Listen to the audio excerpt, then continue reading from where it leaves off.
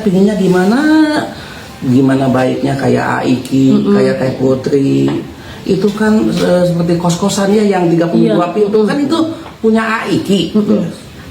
Ada 1 tahun setengah diambil sama dia, jadi pemasukannya nggak ke Teh Putri lagi sama dia. So, nah itu pun iya itu tahu. Itu waktu pas itu ada pemasukan nggak tahu ternyata memang dari situ kali. Iya. Oke, berarti sekarang pun kos-kosan juga infonya Sama dia, sama dia. Pegangnya iya. Padahal kan itu punya Aiki. Punya Aiki. Iya.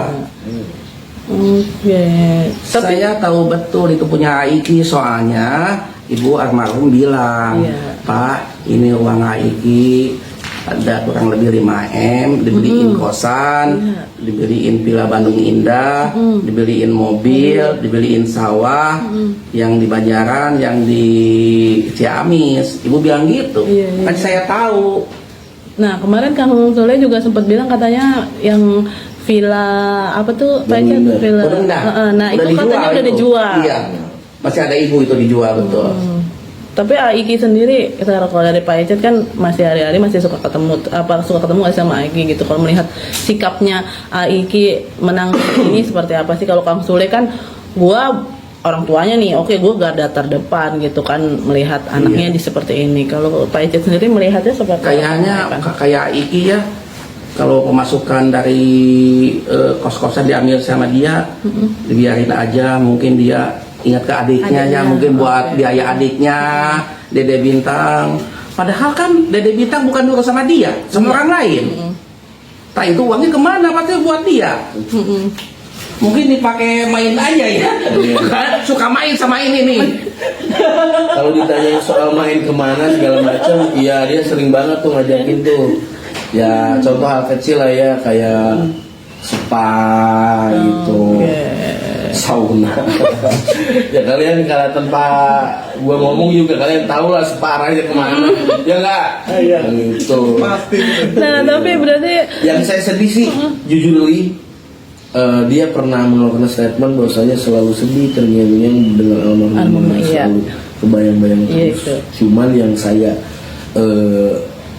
lihat itu bertolak belakang karena waktu pas dia bilang begitu nggak lama kan itu tadi Pak aja suka main kemana-kemana padahal kuburan masih basah. Kuburan masih basah udah main kemana-kemana termasuk yang digerebek itu. Pas Dede Bintang dititipin di rumah hampir 7 bulan dia mah kesana kemari aja ya. Kalau dibilang soal sama perempuan, iya saya tahu perempuan itu, saya kenal juga. Yang saya sebutin aja namanya kali ya, namanya juga yang saya sayangkan tuh namanya sama almarhumah. Jadi waktu itu yang ada insiden kurang mengenakan, untuk saya sendiri juga kurang mengenakan, karena saya waktu itu punya pengalaman sama dia, ditelepon malam-malam jam 2 malam tuh. Om Evan di mana? Ya di rumah jam segini, jam 2 aku bilang. Kenapa ke? Saya kan manggilnya Angkel sama dia. Kenapa ke? Aku bilang. Bisa kesini nggak urgensi? Urgensi apa? Udah kesini aja urgensi. Anak agensi ya. Dipikir saya ada kebakaran atau apa gitu kan. Saya bilang kenapa nggak telepon damkar gitu kan. Gak taunya pas saya kesana, saya susul kesana, ditanter itu perempuan. Karena sebelumnya memang ada tanda kutip digeruduk sama warga setempat gitu. Karena si perempuan ini memang di situ terus, di saung itu terus. Apakah ada pernikahan siri atau enggak? Disclaimernya sih iya gitu. Tapi sama saya sih nggak ada, nggak ada pernikahan itu. Tapi dia mendisklaimer kalau itu ada pernikahan. Tapi yang saya tahu enggak, itu orang Tasik. Teddy. Kalau aku sih teringat omongan dia ya. Dia katanya pengen jadi terjun ke entertain juga. Iya. Jadi kalau pesan aku kalau memang mau terjun ke entertain ya terjun tapi dengan karya, bukan dengan wacana. Dan kalau untuk soal bintang internalnya dia sih ya kalau memang merasa bukan belum mampu ya bahasanya apa ya, anaknya kan bukan bintang doang nih, ya kan, bener nggak? anaknya kan ada juga. Ada Ya kan? yang di Solo itu. Jadi belajar dari yang udah aja lah. Lebih baik kalau memang nggak sanggup, maksudnya bukan nggak sanggup, sorry itu saya. Kalau memang merasa nyaman di Pak Haji, di Maji, gitu, yang di mana Purwakarta itu, ya udah mending titik aja. Karena bagaimanapun mereka sayang kok gitu. Dan Putri Iki juga nengokin kan ke saya gitu. Dan mungkin ya itu tadi, dirimu bisa banyak waktu untuk berkarya. Bukan untuk berwacana ya gitu, ataupun bercerita doang segala macam tanpa ada karya gitu. Kalau memang usaha ya udah usaha gitu. Tapi menurut aku sih usaha enggak, karena memang ya stylenya dia gitu.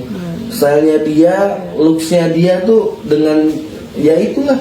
Karena dia pernah bilang juga pengen di entertain gitu, nggak tahu entertainnya apa gitu. Itu sih sebenarnya. Berarti bisa dibilang di sini Dede Bintang tuh sebagai alat untuk dia memeras orang gitu ya. Apalagi kan info dari Kang Sule katanya selama di Purwakarta itu yang ditinggal di situ juga katanya sudah diambil pun masih pada saat itu sempat masih minta duit katanya untuk membiayai. Itu benar nggak sih Mas Epan, Kang Ecet? Kalau soal itu sih aku nggak tahu, Pak Ecet yang lebih tahu. Cuman kalau selama mobilitas sama aku memang Bintang itu ya nggak stay terus sama Teddy gitu. Kadang dititipin ke adenya, dititipin ke siapa gitu.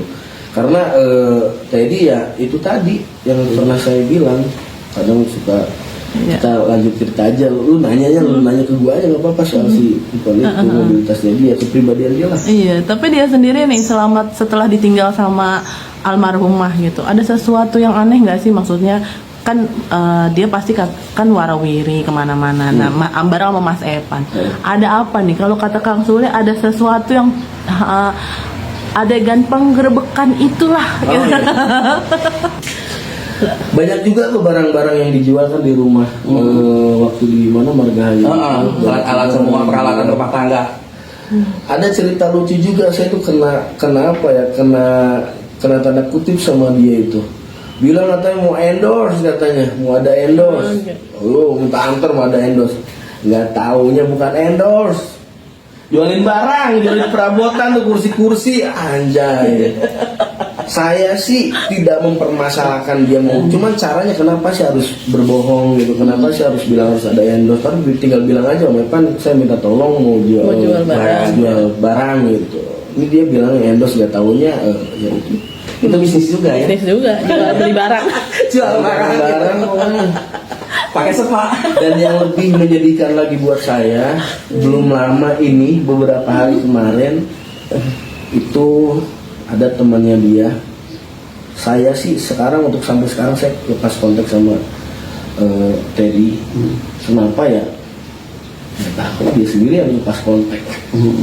Mungkin karena tahu gue udah punya pesawat tempur kali.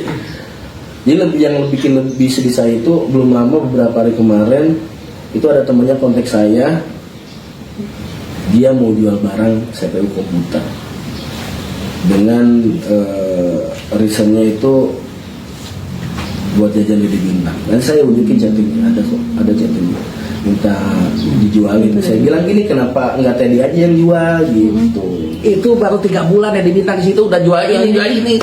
Dan yang lebih parahnya lagi, teman saya itu bilang katanya ada teman saya yang jadi korban lah, boleh dikatakan jadi korban ya Bapak. Jadi dia itu mengganti barang ke teman saya ini, kurang lebih nilainya 3 ribuan, 3 juta. Bilangnya nanti dikembalikan 2 kali lipat. Nggak taunya udah bertahun-tahun jadi Nggak dibalikin. nggak kembali gak diambil. Jadi barangnya tapi memang sama dia gitu. Tuh kacau sih.